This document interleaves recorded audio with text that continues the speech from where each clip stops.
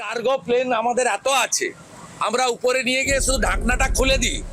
ভারতের উত্তর পূর্বাঞ্চলীয় রাজ্যগুলোর সাথে মূল ভূখণ্ডের যোগাযোগের একমাত্র সংকীর্ণ পথ শিলিগুড়ি করিডোর বা চিকেন স্নেক। এর মধ্যে ভারত সরকার এক নজিরবিহীন সামরিক ও কৌশলগত অবকাঠামো জোরদারকরণ প্রকল্প বাস্তবায়ন শুরু করেছে। পশ্চিমবঙ্গের রাজনৈতিক পট পরিবর্তনের পর নবগঠিত বিজেপি সরকার কেন্দ্রকে এই স্পর্শকাতর অঞ্চলের ১২০ একর কৌশলগত জমি হস্তান্তর করেছে। একই সাথে শিলিগুড়ি ও উত্তরবঙ্গের প্রধান ৭টি মহাসড়কের নিয়ন্ত্রণ তুলে দেওয়া হয়েছে দিল্লির জাতীয় সড়ক কর্তৃপক্ষের হাতে। ভারতের এই আকস্মিক ও সর্বাত্মক সামরিকায়নে দক্ষিণ এশিয়ার ভূ রাজনীতিতে বড় ধরনের মেরুকরণের ইঙ্গিত মিলছে।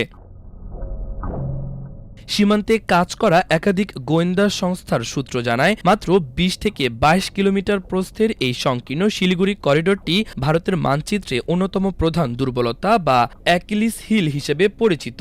উত্তর পূর্ব ভারতের ৮টি রাজ্যকে বিচ্ছিন্ন হওয়া থেকে রক্ষা করতে এই পথটি ভারতের জন্য জীবনরেখা। এতদিন পশ্চিমবঙ্গ রাজ্য সরকারের আপত্তির কারণে এই অঞ্চলে কেন্দ্রীয় বাহিনীর অবকাঠামো নির্মাণ গতি পায়নি। তবে সম্প্রতি জমি হস্তান্তরের পর বিএসএফ অতি দ্রুততার সাথে শিলিগুড়ি ফাঁসি দেওয়া এলাকায় ভারত বাংলাদেশ সীমান্তে ১২ ফুট উঁচু নিরেট কাঁটাতারের বেড়া ও অত্যাধুনিক নজরদারি চৌকি নির্মাণের কাজ শুরু করেছে।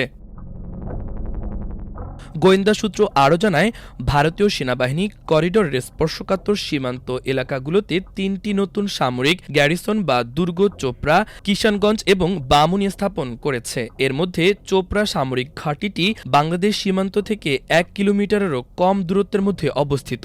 এই ঘাঁটিগুলোতে ভারতীয় সেনাবাহিনীর ত্রিশক্তি কোর এবং প্যারা স্পেশাল ফোর্সের মতো এলিট ইউনিট মোতায়েন করা হচ্ছে। আকাশ প্রতিরক্ষার জন্য এই অঞ্চলে ভারতের হাসিমারা বিমান ঘাঁটিতে রাফাল ও মিগ যুদ্ধবিমানের স্কোয়াড্রন এবং S-400 ক্ষেপণাস্ত্র প্রতিরক্ষা ব্যবস্থা ও দূরপাল্লার ব্রহ্মস ক্ষেপণাস্ত্র রেজিমেন্ট সক্রিয় করা হয়েছে।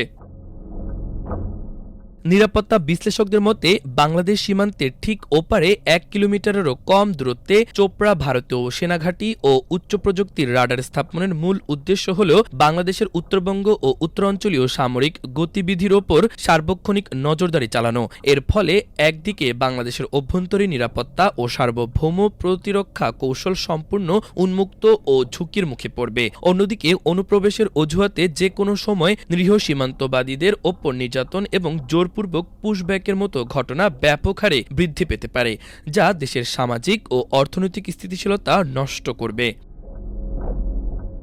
এছাড়া ভবিষ্যতে ভারত ও চীনের মধ্যে কোনো যুদ্ধ বা বড় ধরনের সংঘাত শুরু হলে সংকীর্ণ করিডোর এড়াতে বা একে রক্ষা করতে ভারতীয় বাহিনী বাংলাদেশের ভূখণ্ড করিডোর বা ট্রানজিট হিসেবে ব্যবহারের জন্য প্রচণ্ড চাপ সৃষ্টি করতে পারে। এর ফলে বাংলাদেশ না চাইলেও অন্য দুটি পরাশক্তির যুদ্ধের রণাঙ্গনে পরিণত হওয়ার ঝুঁকিতে পড়বে বলে জানান নিরাপত্তা বিশেষজ্ঞরা। মাল্টিমিডিয়া ডেস্ক, আমার দেশ।